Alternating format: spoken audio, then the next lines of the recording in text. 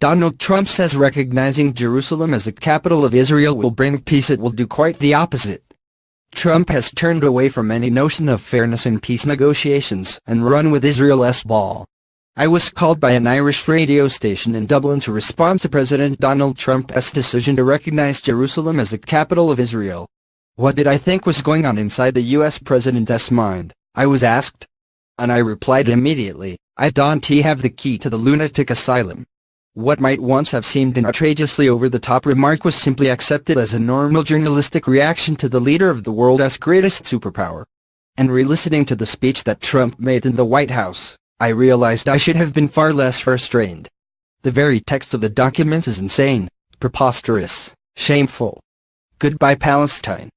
Goodbye the two-state solution. Goodbye the Palestinians. For this new Israeli capital is not for them. Trump did not even use the word Palestine. He talked about Israel and the Palestinians, in other words, of a state and those who do not deserve and can no longer aspire to a state. No wonder I received a call in Beirut last night from a Palestinian woman who had just listened to the Trump destruction of the peace process. Remember Kingdom of Heaven? She asked me, referring to Ridley Scott's great movie of the 1187 Fall of Jerusalem. Well, it is now the Kingdom of Hell. It is not the Kingdom of Hell, of course.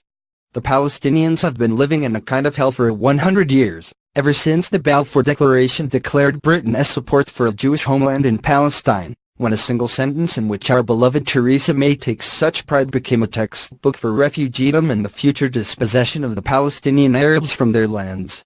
As usual, the Arab response this week was sickening, warning of the dangers of Trump's decision, which was unjustified and irresponsible. This piece of fluff produced by King Salman of Saudi Arabia, the so-called protector of Islam's two holiest places, the third being Jerusalem, although he didn't quite manage to point that out, and we can be sure that in the coming days when an emergency committee will be formed by Arab and Muslim institutions to deal with this danger. They will, as we all know, be worthless.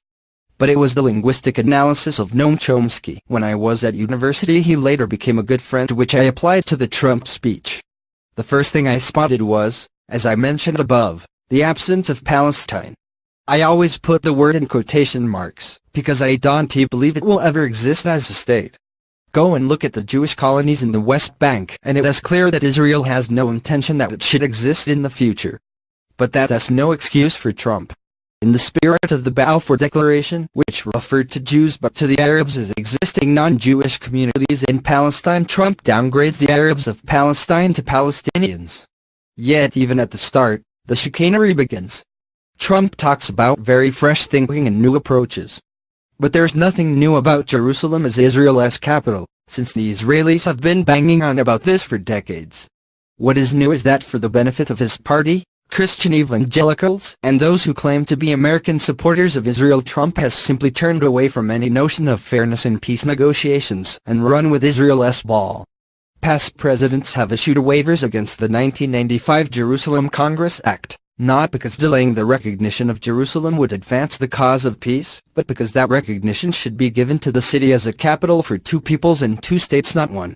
Then Trump tells us that his decision is in the best interests of the U.S. But he can't explain how by effectively taking America out of future peace negotiations and destroying any claim, admittedly dubious by now, that the U.S. is an honest broker in these talks, this will benefit Washington. It clearly won't, though it might help Trump's party funding since it further lowers American power, prestige and standing across the Middle East. Then he claims that like every other sovereign nation, Israel has the right to determine its own capital. Up to a point, Lord Copper. For when another people, the Arabs rather than just the Jews, also want to claim that city as a capital, or at least the east of it, then that right is suspended until a final peace comes into existence. Israel may claim all of Jerusalem as its eternal and undivided capital, as Netanyahu also claims that Israel is the Jewish state, despite the fact that more than 20% of the people of Israel are Muslim Arabs who live inside its borders. But America's recognition of this claim means that Jerusalem can never be the capital of another nation. And here's the rub.